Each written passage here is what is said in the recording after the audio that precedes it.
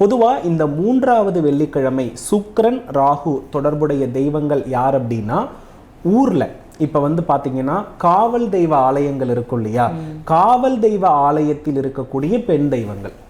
இப்போ ஐயனார் கோவிலில் ஒரு பெண் தெய்வம் இருக்கும்.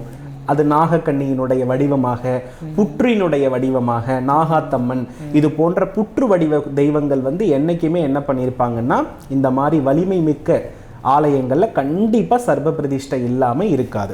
இப்ப சென்னை வட்டாரத்துல எத்தனை முனீஸ்வரர் ஆலயத்தை நீங்க எடுத்து பார்த்தாலும் அங்க நாகதேவதையினுடைய வடிவம் என்பது ஒரு பெண் தெய்வமாக அங்க வைத்திருப்பார்கள், அல்லது அந்த சுவாமிக்கு ஒரு பெண் தெய்வத்தினுடைய அங்கீகாரத்தையும் கொடுத்திருப்பார்கள். இப்ப ஐயனார் ஆலயம்னு எடுத்துக்கிட்டீங்கன்னா பாப்பாத்தியம்மன் அப்படின்ற பெயர்ல இருப்பாங்க.